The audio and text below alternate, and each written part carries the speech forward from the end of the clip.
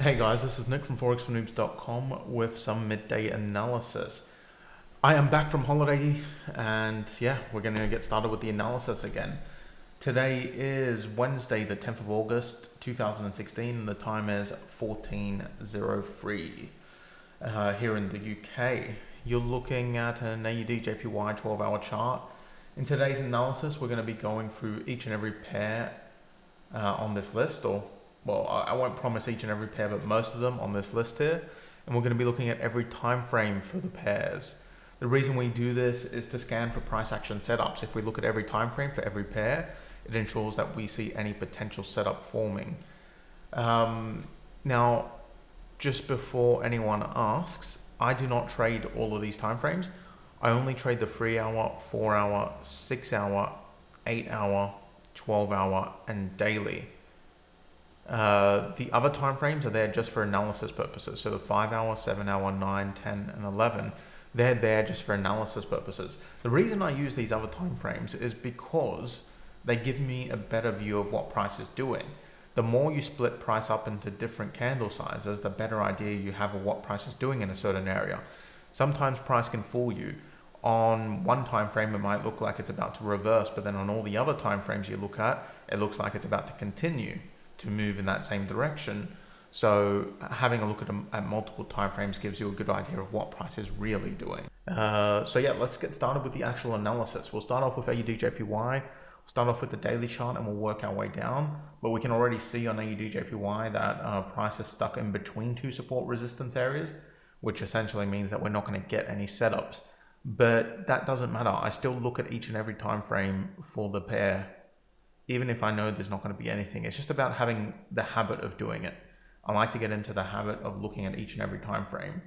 And sometimes, on some occasions, you are going to catch trades that surprise you by looking at each and every time frame. Sometimes it looks like on one time frame that there's no potential trade there. Then as you drop through the lower time frames, you'll see an awesome trade setup. So it's good to be in the habit of doing that.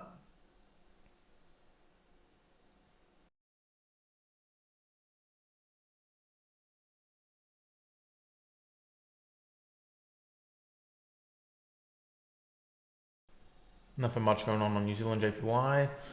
New Zealand USD is in the middle of a long trade, which I missed because I was on holiday and I didn't really get that much of a chance to look at my charts yesterday. Pretty awesome trade setup. It ended up being a pretty awesome trade setup on the daily or the 12-hour. A lot of you guys entered this one. Well, a lot of people on the forum. I'm not sure if you guys entered.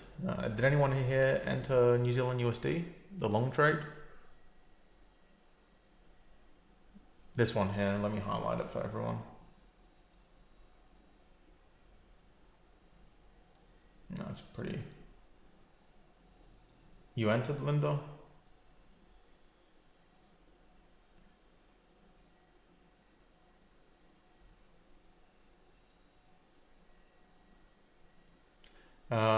How did it work out for you? 75 pips.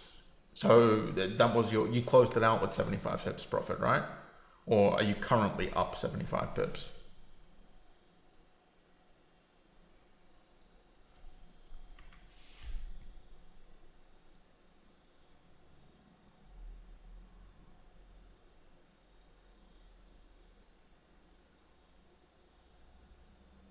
Closed out with 75 pips. All right, nice work. So what was that? That would have been roughly, I'm kind of guessing what your trade would have been, but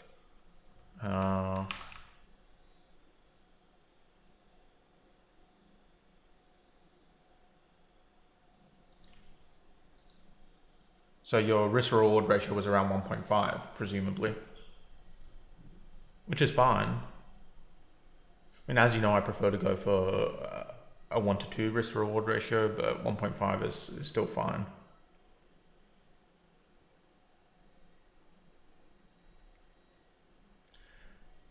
It was probably a good move because of that short preceding trend to place your target there. It did continue to move up, but yeah, either of those targets would have been good. You could have had a target here, which you did, and a target here. Either one of those would have worked out, but this was definitely the safer target.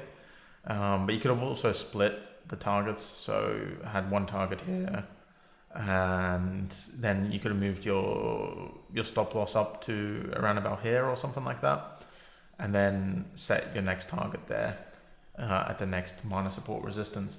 Now, Diabolic said short preceding trend, and that gives us something pretty interesting to discuss. Now, a lot of you who have been part of the Forex Mastermind, the advanced course for a while, will know that we used to kind of have a rule that our preceding trends should start around about 75% of the way between the two support resistance areas. So we got this support resistance area here and this one here. So the preceding trend should start around about 75%, and it doesn't have to be exact. It was just kind of like a rough thing that you do visually. So 75% would be around about here, I would say. So this is 75%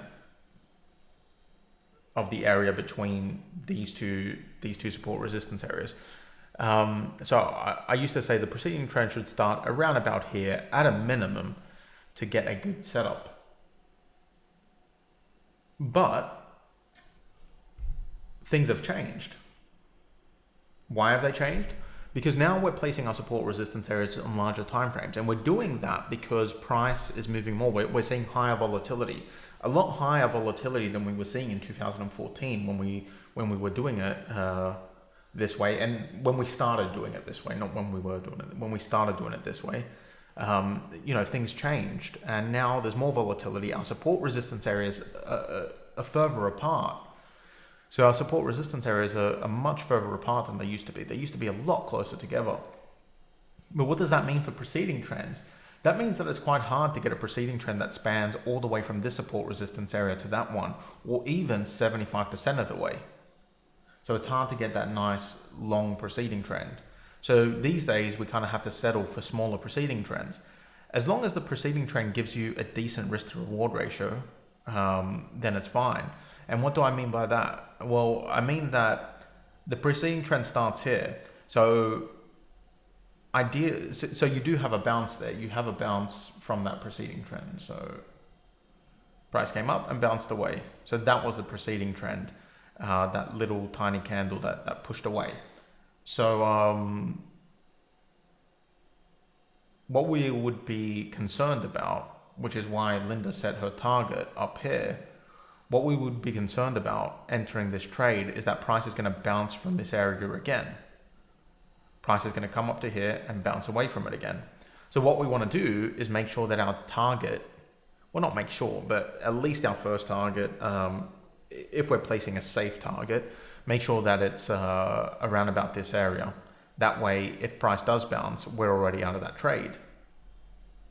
And you could take a different approach, as I mentioned, where you exit part of the position and then let it continue, or you could just go for the all-out risky approach and ignore that preceding trend. But my rule these days is, as long as the preceding trend started an acceptable distance away for my risk to reward ratio, so in this case, the preceding trend would have given a risk to reward ratio of 1.5.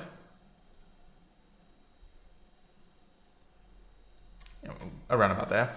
So in this case, this preceding trend would have given a risk to reward ratio of, there it goes. I wanted to get rid of those things, of 1.5. So just fix this. It gives you a better idea of what the trade looks like. Yeah. So as long as the preceding trend gives you a risk to reward ratio of 1.5, if that is your minimum risk to reward ratio, then it's okay to take the trade.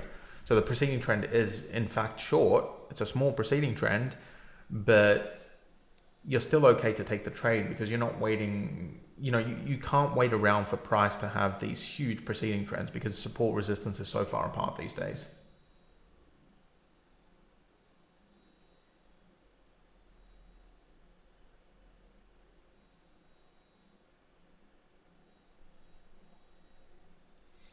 The last 10 or so candles before the preceding trend are also kind of messy.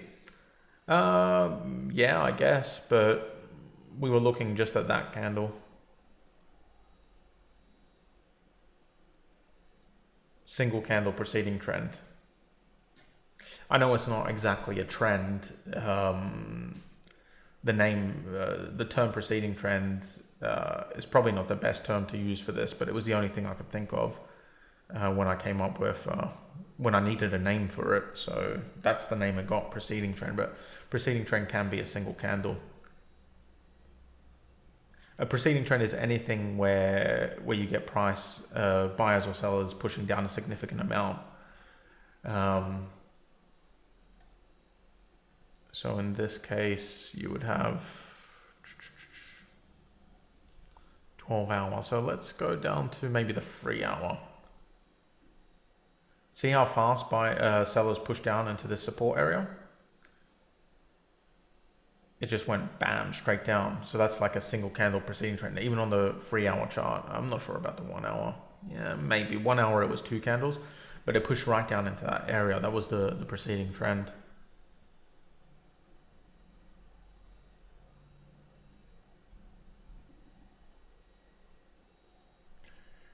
Looks like a continuation. Yeah, I mean, you could call this a continuation also if you want, but it is still a reversal trade. But a reversal trade can be part of a bigger continuation. So the continuation would be of this overall trend here. Price came up, came down, tested this area, and then continued up. So that would be the continuation there.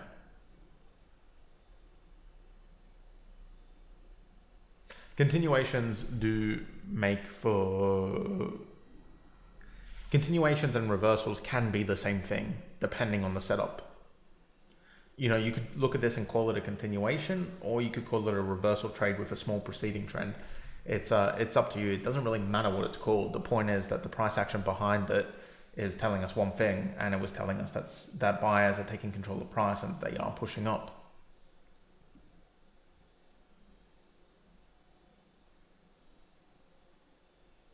Does that make sense?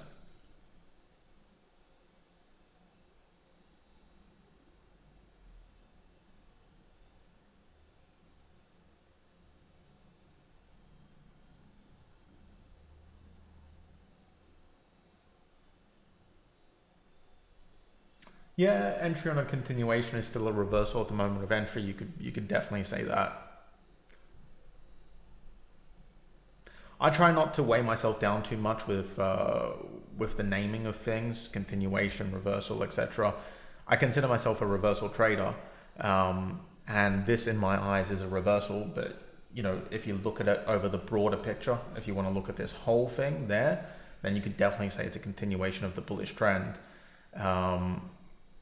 You know, and if you want to zoom out further, yeah, you can say it's a continuation of the overall bullish trend, which we would certainly see on the weekly chart. Go up to the weekly, it's a continuation of the overall bullish trend. You know, I try not to weigh myself down too much with the actual terms. What's important is that what we saw here was a clear sign that buyers were taking control of price. So if you want to look at it in the terms of the entire trend that pushed up and then fell back down into support and then continued up, you could do that. Or if you want to look at it just as this candle heading into support and it being a reversal trade, you can do that too.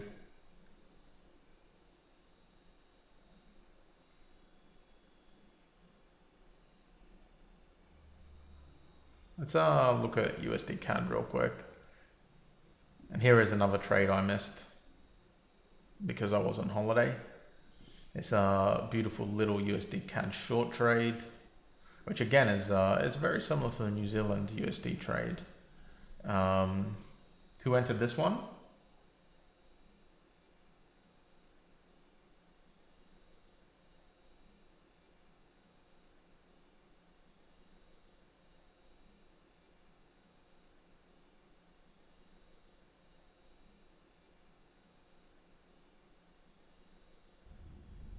All right, Paul, you entered the USD CAD short on the 8 hour time frame. Oh yeah, because on the forum it was posted as an 8 hour trade and it stalled for quite some time. It looked the best on the 12 hour, but yeah, I completely see why it was entered on the 8 hour. originally, and then it just kind of like stalled up here, but then it eventually went down. That was good work for everyone who had the confidence to stay in this trade. It was definitely not a trade that should have been exited early. There were no clear signs that buyers had taken control of price, so it was definitely a trade that people should have stayed in. And yeah, if you were able to hold on to that position, even though it stalled for, you know, what is that, 8/16/24, it stalled for well over a day, then good work. A trick I use when I'm looking at a trade and it's stalling is I just go up to a higher time frame and see what it looks like on there. And if you were looking at it on the 12-hour, it would have been a lot clearer what was happening. And this is why I always look at multiple time frames, because on the 8-hour, this kind of looks like a little bit scary. But then when you go up to the 12-hour and it kind of condenses those candles, the picture is much clearer that sellers were in overall control of price for most of this period. It's not quite as scary as what the 8-hour chart paints. The picture the 8-hour chart paints. So nice work to the guys that got into this trade.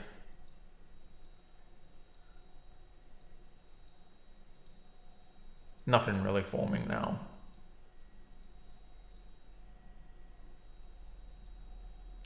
Similar situation with USD CHF. Did anyone enter the USD CHF short? I think that was posted to the forum too, wasn't it?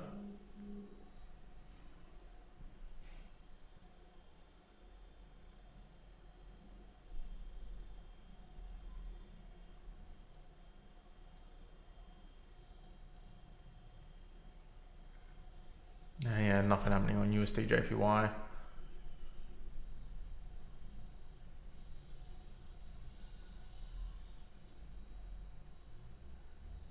But then there was a USDJPY short also. This one was an awesome trade. And again, it's a trade I missed. I'm assuming some of you got into it, but there's no point discussing that setup because it was one of the perfect looking setups. It was kind of picture perfect, and it was easy to stay in, easy to hold, easy to set a target and an entry. So no point really discussing this trade setup. Well,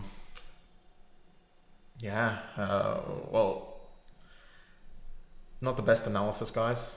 I'm not really seeing much forming right now that I would want to take. So yeah, it's a little bit boring as far as analysis goes, but you know, that is Forex trading. You're not always going to get the setups when you want them. Sometimes you're just not going to see the setups. And right now is one of those times, sorry to say. But I do check my charts every few hours. So who knows, in the next 4 hours, 8 hours, we might have a setup forming.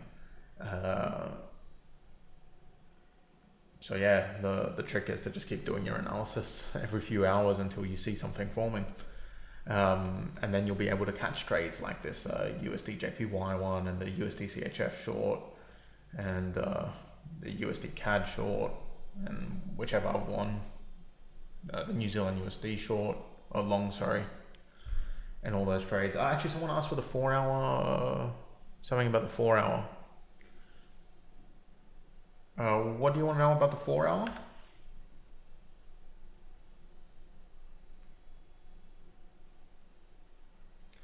Like, would I have traded this on the 4 hour time frame, this same setup?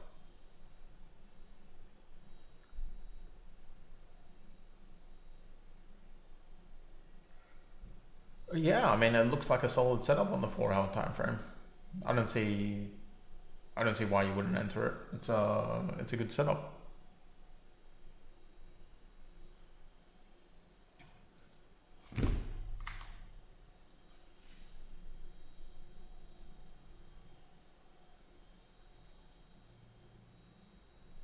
Good risk to reward ratio. Yeah, good everything.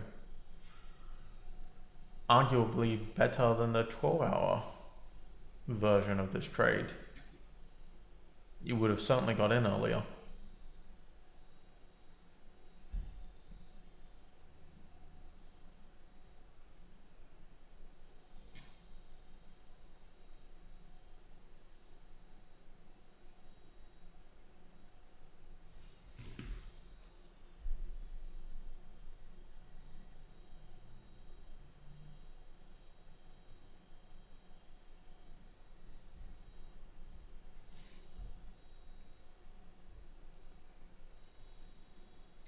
The indecision candle is quite low in the support resistance zone, and the wick is fairly long.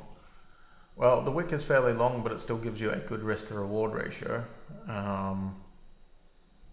Even with the higher entry, if you wanted to set it higher, you still get a good risk to reward ratio.